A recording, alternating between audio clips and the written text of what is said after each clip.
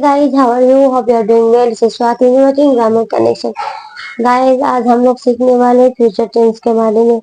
Future tense का first kind जिसे हम लोग फ्यूचर इंडेफिनिट या फ्यूचर सिंपल भी बोलते हैं, इसे हम लोग हर सेंटेंस में सीखेंगे with structures and examples guys. तो guys, let's begin.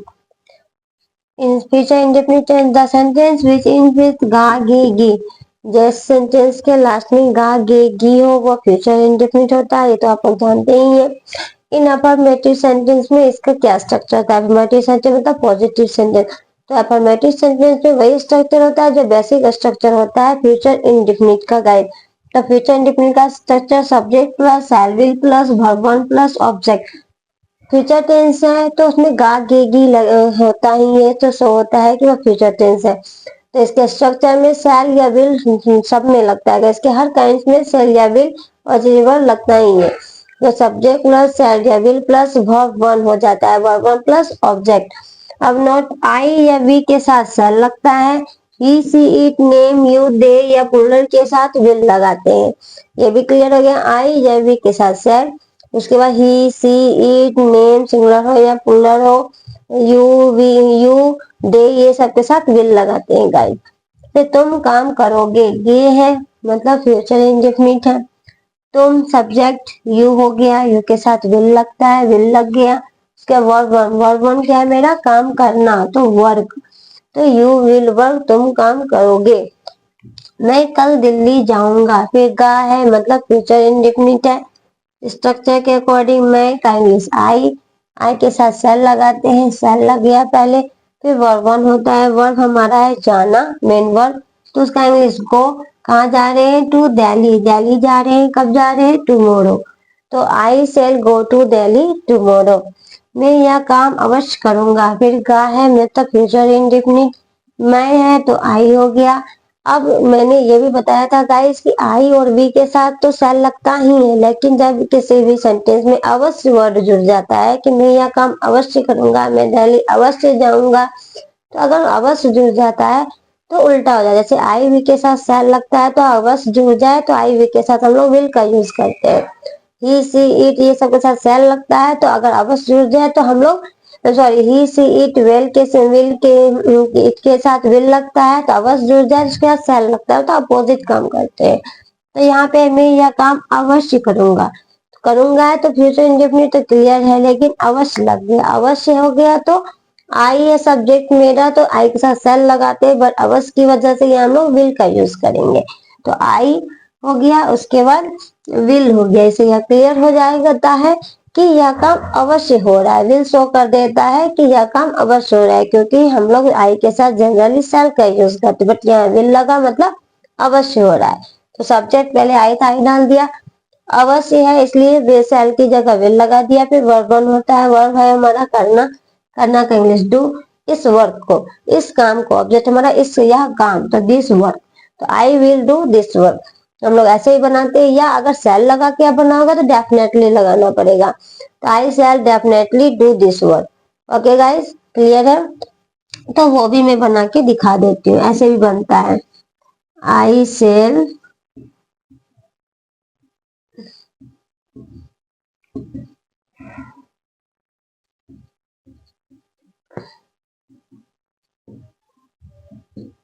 Okay guys, I shall definitely do this work या I will do this work. बच्चे दौड़ेंगे, फिर गा की है मतलब फ्यूचर इंडेफिनिट, बच्चे हैं तो द चिल्ड्रन हो गया सब्जेक्ट, फिर इसके साथ विल लगता है, विल लगा दिया। और दौड़ना का इंग्लिश रन होता है तो वर्ब वन ही रहता है इसमें, तो run the children will run. तो क्लियर हो गया, सब्जेक्ट प्लस शैल विल तो plus verb one plus object, और शैल विल बता दिया मैंने, आई और वी के साथ शैल लगता है, और you he she it name you दे ये सब के साथ विल लगता है। अगर कोई अवश्य वर्ड जुड़ जाए तो हम लोग उल्टा कर देते हैं। ओके गाइस, हम लोग निगेटिव जानेंगे। गाइस अब हम लोग आगे बढ़ते हैं, नेक्स्ट है हमारा इंडिकेटिव सेंटेंस में क्या होता है। तो सब्जेक्ट प्लस शैल विल तो रहता ही है, ये सभी वर्ब और मैंने बताया है निगेटिव सेंटेंस में ऑक्सिलरी वर्ब के बाद हम लोग नोट लगाते हैं। तो subject plus shall will plus not plus verb one plus object, verb one common है, ऑब्जेक्ट कॉमन है, बस शैल विल के बाद हम लोग नोट लगा देंगे, ऑक्सिलरी वर्ब के बाद नोट लगता है तो हमारा निगेटिव सेंटेंस बन जाता है। से आप अपना काम नहीं करेंगे। फिर आगे की है फ्यूचर इंडेफिनिट, नहीं लग गया तो निगेटिव है आपका इंग्लिश यू, उसके बाद विल होता है तो विल, फिर नोट रहता है नोट। हम लोग यू विल नोट करके बनाते हैं या इसका शॉर्ट करके विल नोट को हम लोग वांट पढ़ते हैं, वांट भी लिखते हैं। तो हम लोग या तो वांट भी डायरेक्ट डाल सकते हैं या विल नोट भी कर सकते हैं। तो यू विल नोट या वांट, डू हमारा करना मेन वर्ब है, फिर ऑब्जेक्ट होता है तो योर वर्क और तुम्हारा काम।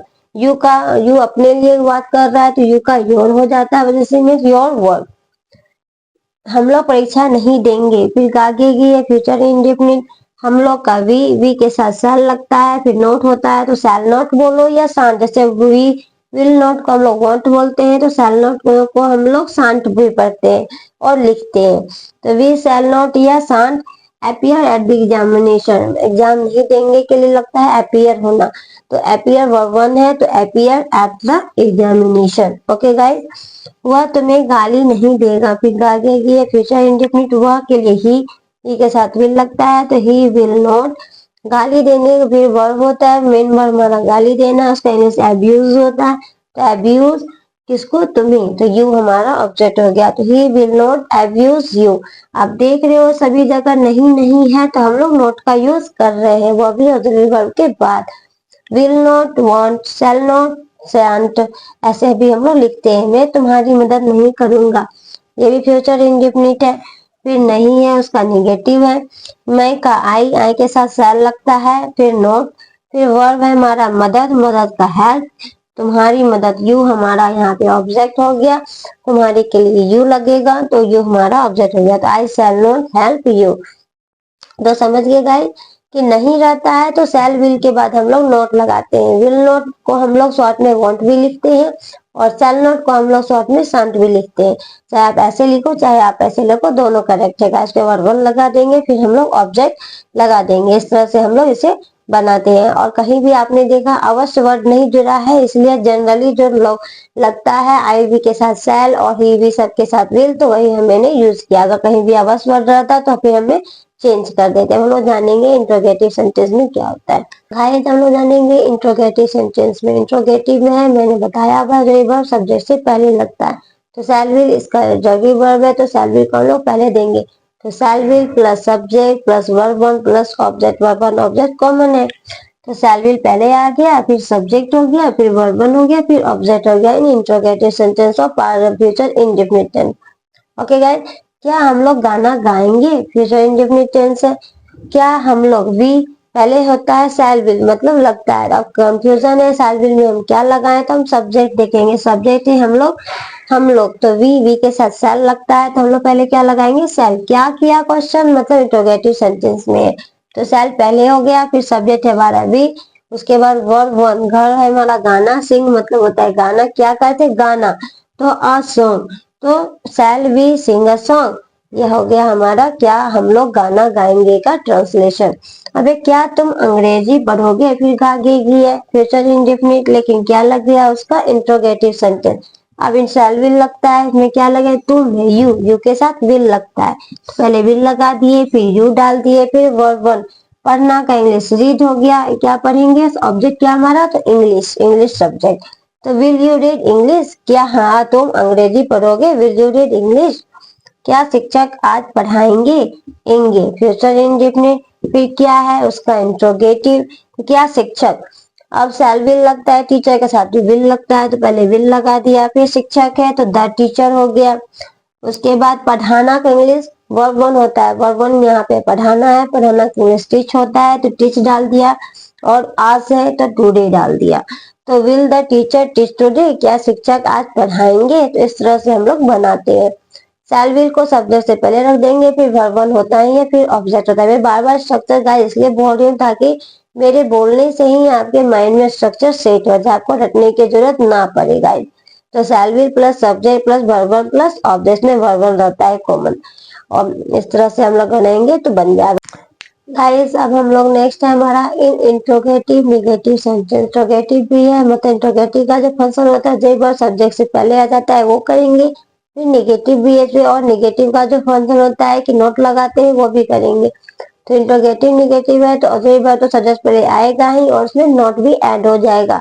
तो शैल will plus subject plus not plus verb one plus object, ये इसका स्ट्रक्चर होता है। शैल विल ऑलरेडी वर्ब है, ये सब्जेक्ट से पहले आ गया तो शैल will plus subject plus note लग गया plus verb one plus object. Okay guys, क्या तुम नहीं जाओगे, फिर जाओगे है मतलब फ्यूचर इंडेफिनिट टेंस, क्या भी है और नहीं भी है, इंट्रोगेटिव निगेटिव। तो शैल विल लगता है तो पहले सब्जेक्ट देखेंगे, तुम है यू जो के साथ विल लगता है तो विल लगा दिया विल यू, फिर नोट होता है नोट लगा दिया, वर्ब है आना जाना तो गो हो गया, तो विल यू नॉट गो, क्या तुम नहीं जाओगे, विल यू नॉट गो। क्या आज शिक्षक नहीं पढ़ाएंगे, फिर एंगे है मतलब फ्यूचर इंडेफिनिट टेंस, क्या भी है और नहीं भी है, इसका इंट्रोगेटिव निगेटिव। आज शिक्षक मतलब शिक्षक, शिक्षक टीचर के साथ विल लगता है तो पहले विल लगा दिया, फिर सब्जेक्ट, सब्जेक्ट हमारा द टीचर हो गया, फिर नोट लगता है तो नोट भी हो गया, पढ़ाना फिर वर्ब वन होता है, टीच हमारा पढ़ाना हो गया वर्ब वन, और आज का इंग्लिश टुडे। तो will the teacher not teach today, क्या शिक्षक नहीं पढ़ाएंगे, क्या आप अपना काम नहीं करेंगे, करेंगे है फ्यूचर इंडेफिनिट, क्या भी है और नहीं भी है मतलब इंट्रोगेटिव निगेटिव है। आपके लिए यू होता है तो विल, यू के साथ विल लगता है, हम लोग पहले विल लगाएंगे, इंट्रोगेटिव निगेटिव है तो विल यू, फिर नोट होता है तो नोट लगा दिए, काम करना मतलब का इंग्लिश डू होता है तो डू हो गया, योर वर्क यहाँ हमारा ऑब्जेक्ट हो गया। तो will you not do your work, क्या आप अपना काम नहीं करेंगे, तो will you not do your work, इस तरह से हम लोग बनाते हैं। तो क्लियर है, shall will plus subject plus not plus verb one plus object future indefinite tense का स्ट्रक्चर होता है in interrogative negative sentence. Okay guys, से हम लोग करेंगे तो हमारा ये सेंटेंस बन जाएगा, बोलने में भी और लिखने में भी ये आसानी से हो जाएगा गाइस। गाइस आई होप आपको आज का ये वीडियो अच्छा लगा। गाइस आपको मैं जो टेंस बता रही हूँ आपको समझ में आ रहा होगा, नहीं आ रहा है तो भी मुझे कमेंट सेक्शन में लिख के बताएं कि क्या परेशानी हो रही है, ताकि मैं आगे उसे दूर करने की कोशिश करूँ। ओके गाइस, अगर वीडियो अच्छा लगा हो तो मेरे चैनल को सब्सक्राइब करें, वीडियो को लाइक करें और शेयर करें। जय हिंद।